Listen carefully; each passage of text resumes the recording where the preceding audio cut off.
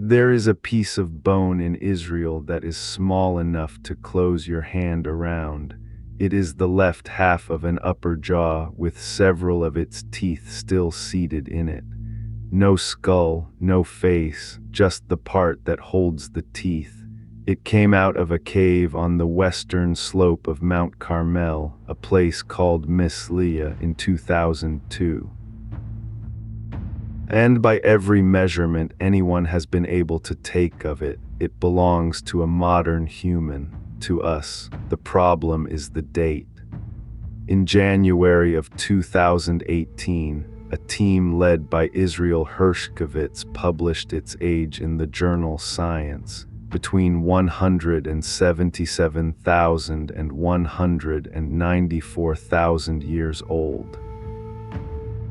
For most of the last century, the story taught in schools was that our species walked out of Africa somewhere in the range of 60,000 years ago.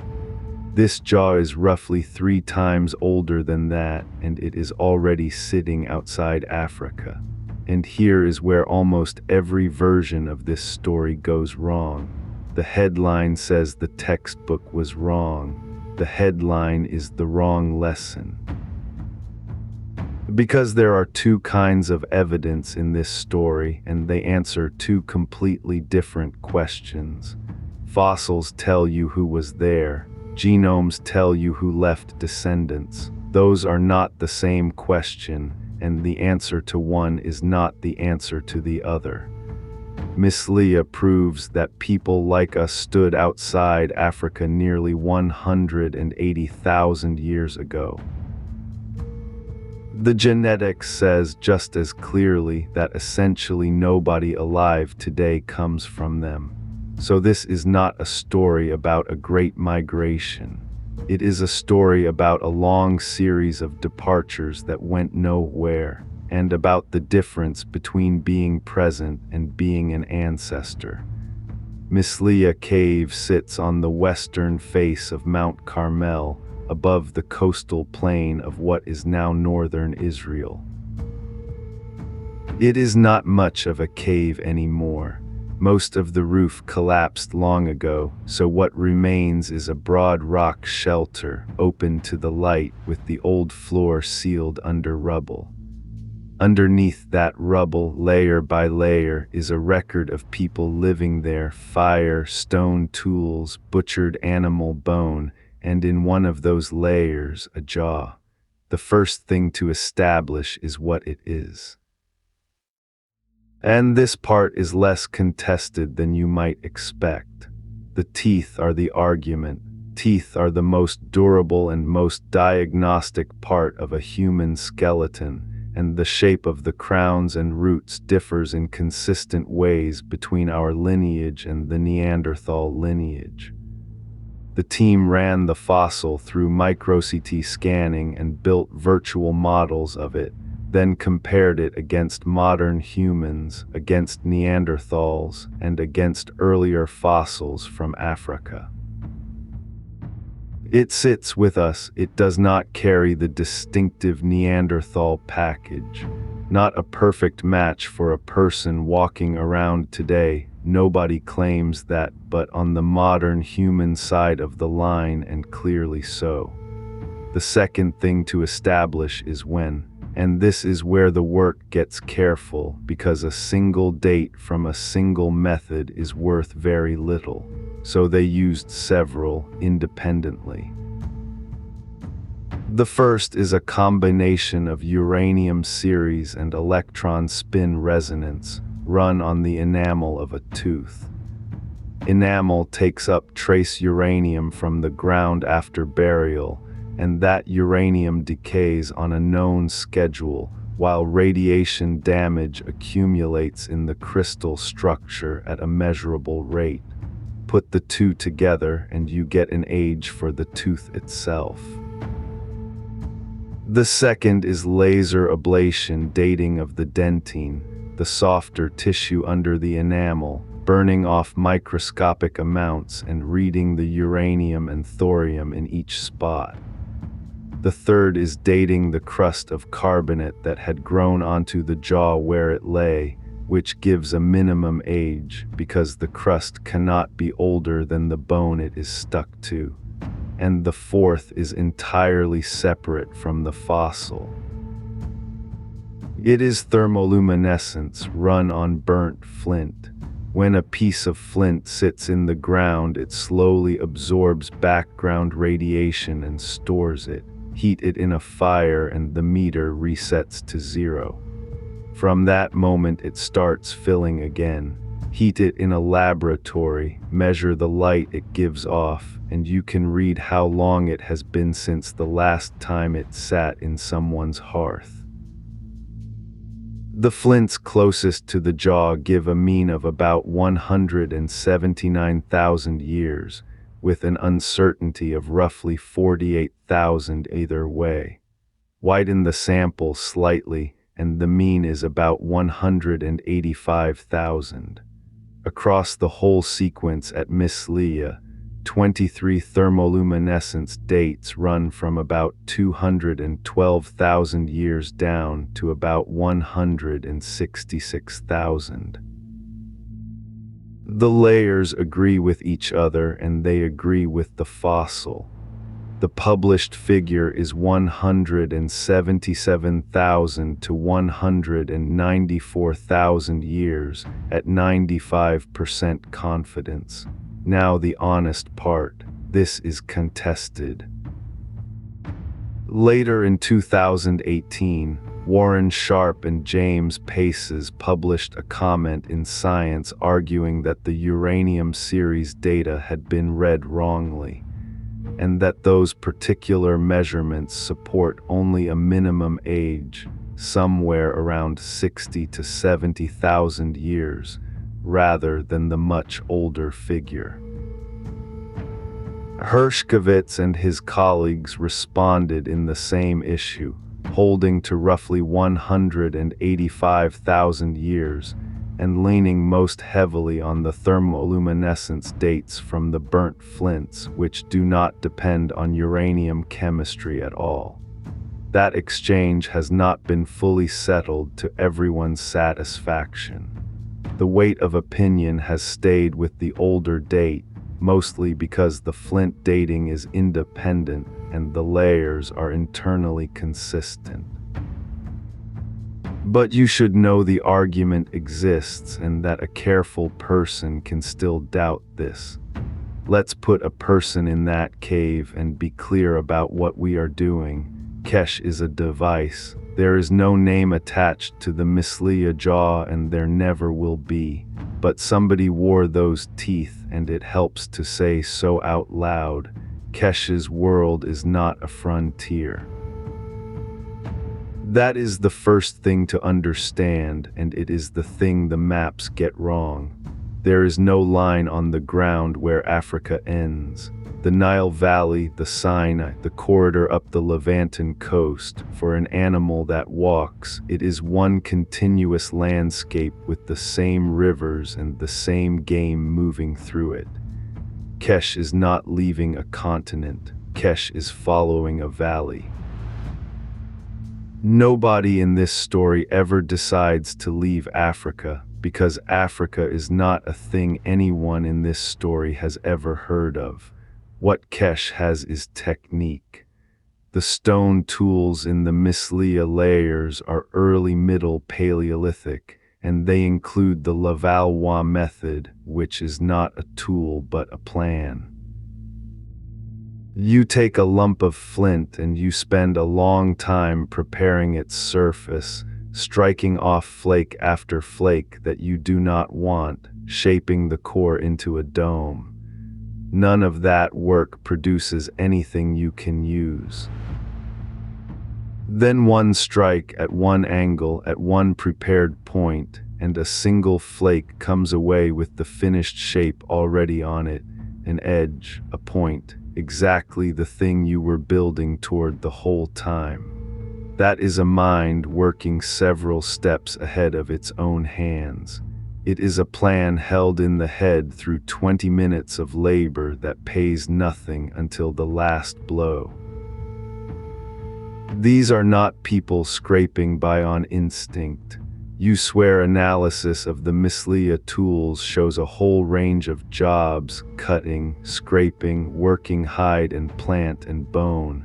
They use fire routinely. That is not an inference from a story. It is why there are 23 burnt flints in the ground to date, and they hunt large animals. The bones in those layers are aurochs, wild cattle, huge and dangerous, along with Persian fallow deer and gazelle. Taking an aurochs is a coordinated act. It requires several people who trust each other, who can agree in advance about who stands where and who will not run. So the picture is not of a fragile advance party clinging to the edge of the known world. It is of a competent population living well in a good place, doing what people had been doing for thousands of years. Kesh has children. Kesh's children have children. From inside that cave, for as long as anyone can see, the future looks secure. That is the cruel part of this episode, and it is worth sitting with before we go any further. Everything Kesh can observe says the line continues, and it does continue. For a while, and then somewhere in the dark, after the last thing anyone in that cave could see, it stops. Misliya is not alone, and that is what makes it more than a curiosity. Walk about 20 miles from Mount Carmel and you reach two more caves, Eskul and Kafse, and in both of them modern humans. Eskul holds the remains of roughly 10 individuals, 7 adults and 3 children. Electron spin resonance puts its main layer somewhere between about 81,000 and 101,000 years old, with a thermoluminescence estimate reaching to around 119,000. Kafse holds around 15. Electron spin resonance there gives roughly 92,000 to 115,000 years. The usual working range for both sites is somewhere between about 90,000 and 130,000 years ago.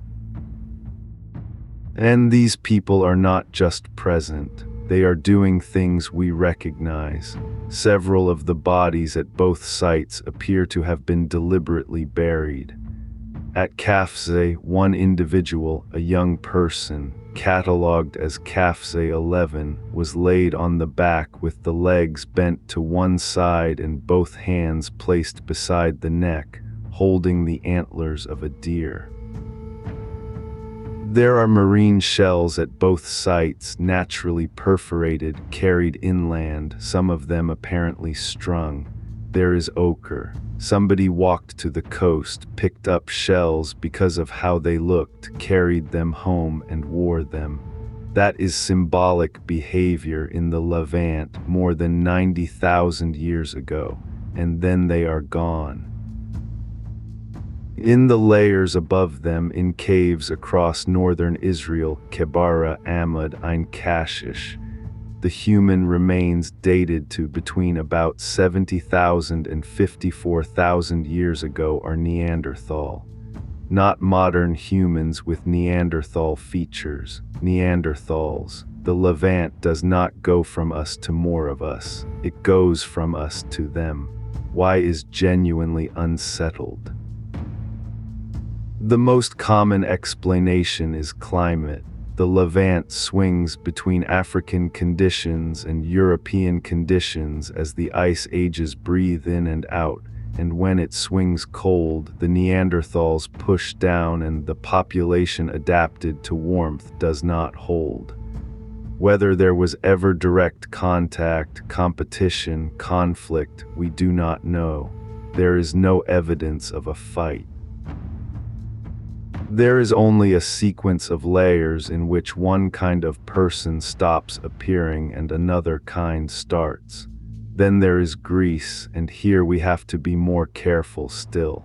In 1978, 2 crushed and incomplete skulls were taken out of Misliya Cave on the Mani Peninsula. In 2019, a team led by Katerina Harvati published a reanalysis in Nature. They dated the more fragmentary specimen, Epidema 1, to more than 210,000 years, and argued that the back of that brain case carries a modern human shape. The other skull, Epidema 2, they dated to more than 170,000 years and identified as Neanderthal. If that is right, it is the oldest modern human anywhere outside Africa. It may well not be right. Epidema 1 is a fragment of the rear of a skull, badly eroded, missing the face entirely, which removes most of the features anyone would normally use to make this call. Juan Luis Arzuaga, who examined it, has said he sees nothing in it that puts it on our lineage. A separate French team working on the same 2 skulls concluded that both belong to the Neanderthal side of the family rather than ours. And the dating has its own problem. Warren Sharp, the same uranium specialist who challenged Misliya, has pointed out that subsamples from Epidema 1 returned apparent ages ranging from over 300,000 years to under 40,000. When the spread is that wide, you cannot be confident any single number in it is meaningful. So treat Epidema as a claim, not a fact. It might be the earliest of all these exits. It might be a Neanderthal misread. And behind all of it, in Morocco, sits Jebel Irhoud, fossils from at least 5 individuals, dated by thermoluminescence on heated flints to around 300,000 years ago. The face and teeth are close to ours. One of the researchers described the face as almost indistinguishable from a person living today. The brain case is not. It is long and low, the archaic shape, not the rounded globe that modern skulls have. Irhoud matters here for 2 reasons.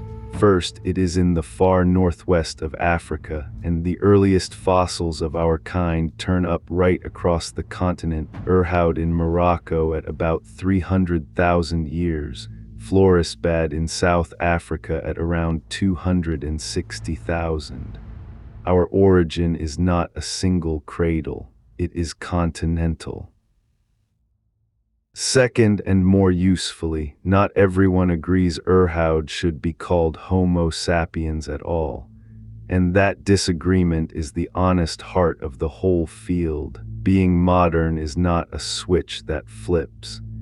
It is a set of features that arrive at different times in different populations, and modern human is a line we draw across a gradient after the fact for our own convenience.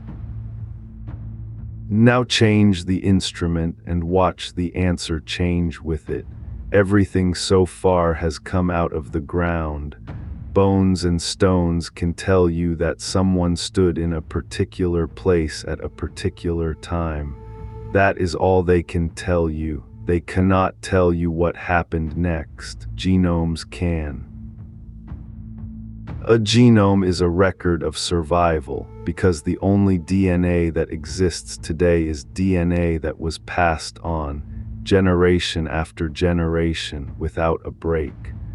Read enough living genomes and enough ancient ones, and you can work backwards to when populations split, when they mixed, and how many people were in them.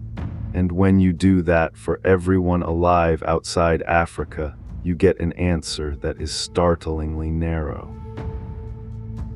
Almost all of it traces back to one dispersal, and that dispersal is late. The sharpest handle on the timing comes from Neanderthals. Every non-African population carries a small amount of Neanderthal ancestry, roughly 1 to 2%, and crucially, it looks like it came from the same event in all of them. That means the mixing happened after the ancestors of all living non-Africans had left Africa, but before they split apart from each other. So dating that event dates the exit. In 2024, a team led by Leonardo Iossi did exactly that, using 58 already sequenced genomes of ancient modern humans from Europe and Asia going back 45,000 years, together with 275 present-day genomes. Their result, gene flow from Neanderthals beginning about 50,500 years ago and continuing for around 7,000 years, centering near 47,000.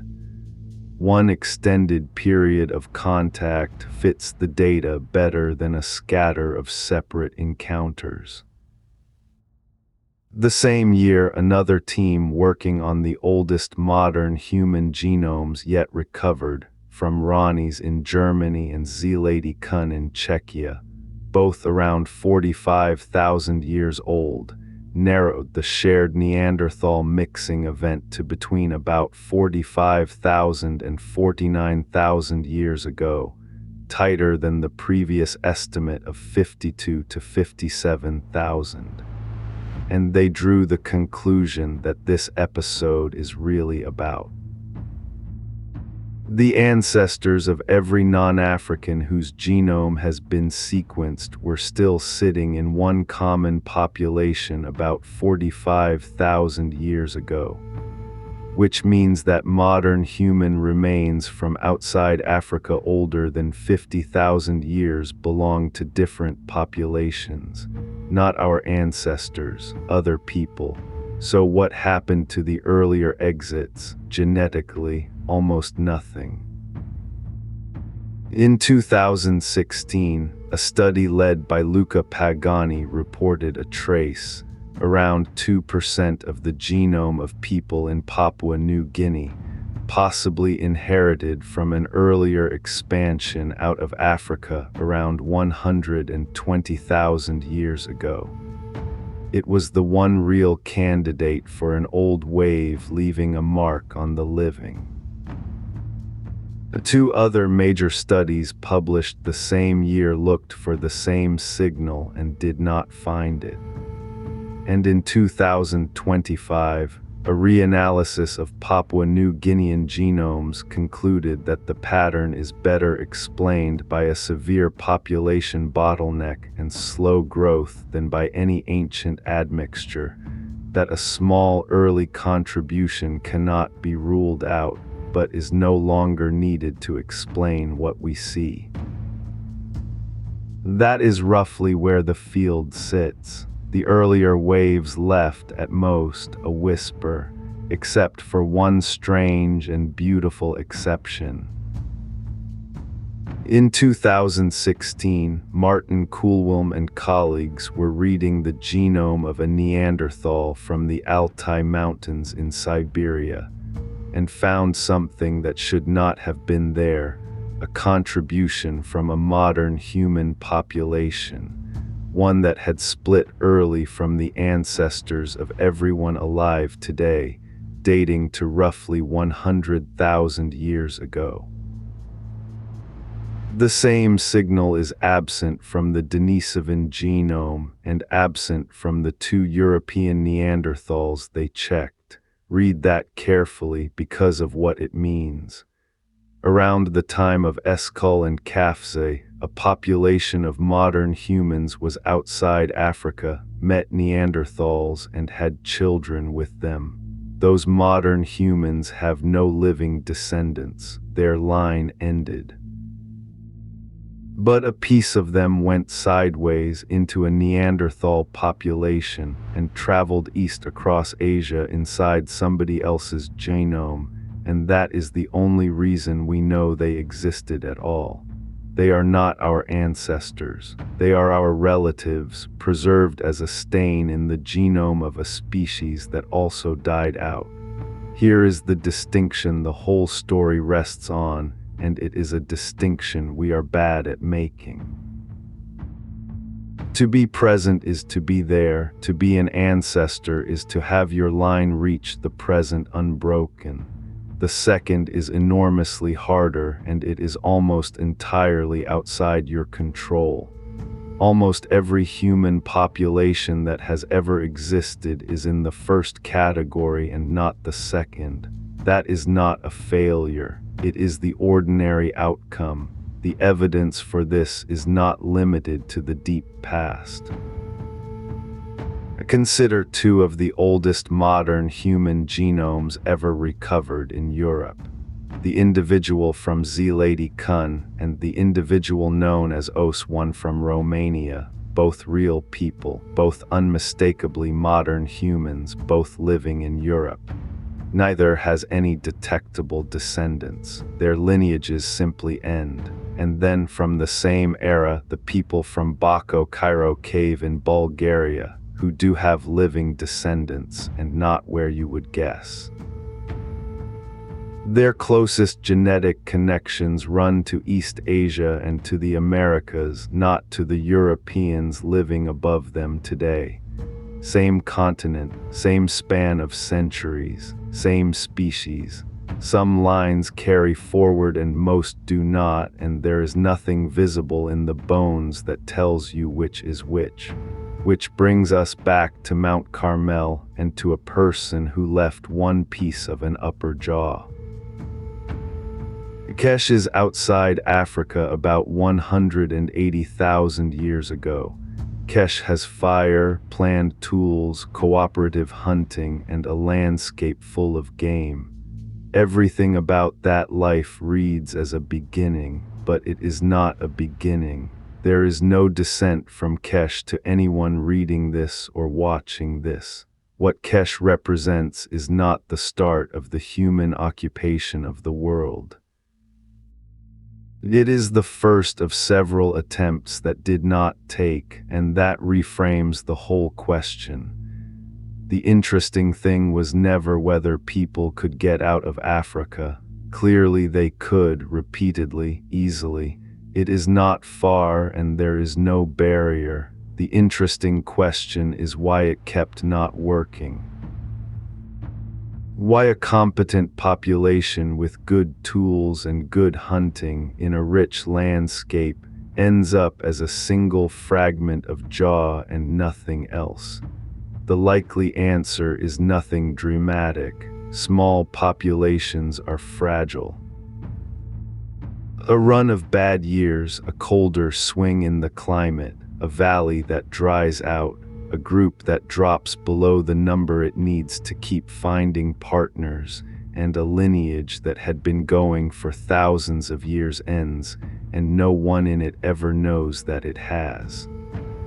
Then, around 50,000 years ago, one more group goes out through the same corridor that all the others used.